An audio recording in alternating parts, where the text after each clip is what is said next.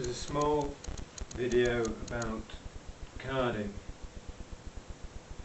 and then following on from carding, spinning. This video is about spinning the wool. So having sheared the sheep, you then wash the wool in a bathtub using just detergent, washing up powder, and you dry it out and you card it, and from carding you produce the rowlag.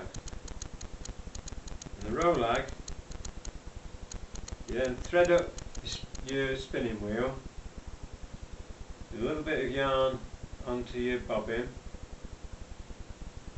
and then comes through these guides, through the flyer hole, and you're left with some yarn there. So you start look the right direction.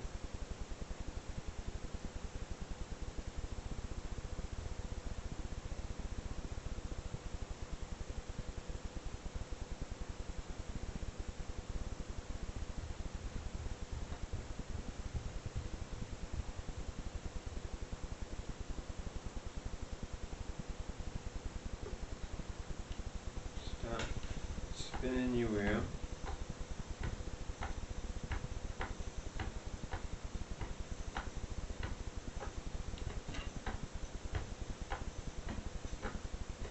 And then as it starts spinning, you draw your rowlag into the yarn, and the yarn going into the wheel is twisting and it's being drawn onto the bobbin.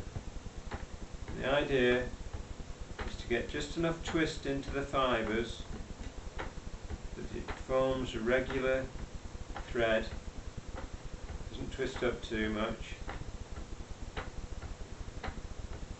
and isn't so loose that the fibres come apart. You just draw the wool from the rowlag into the yarn and let the wheel spin it. Try and keep the yarn as even as possible. If you keep it nice and even, when it comes to the next job, applying the yarn from single ply into two ply, you're left with a uniform yarn that will go through the knitting machine or through the weaving machine and produce a nice fabric with which to make clothes. These hand spun yarns, when it's been hand carded, produce a very soft texture which isn't rough, and it's very nice and it's very unique. It will have all the idiosyncrasies of your spinning and your carding. Produce a nice woolly hat or a scarf, a jumper, a pair of socks, gloves. And they will last. They'll last for years if you take care of them and wash them carefully.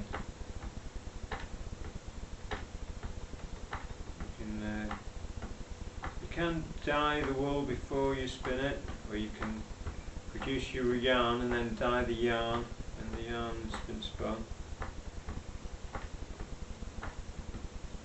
It allows quite a lot of leeway for expression in what the final garment is like and how you produce it. Quite a time consuming job.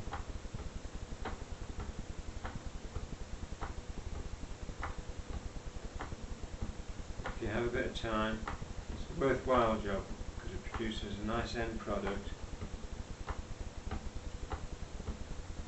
and it's a gateway into a process which is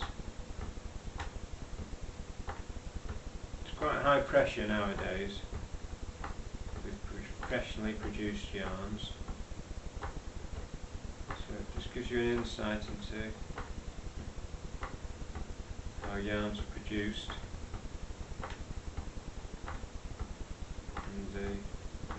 problems and constraints in producing different fabrics. So that's hand spinning of wool, using, in this case, the Ashford Elizabethan wheel.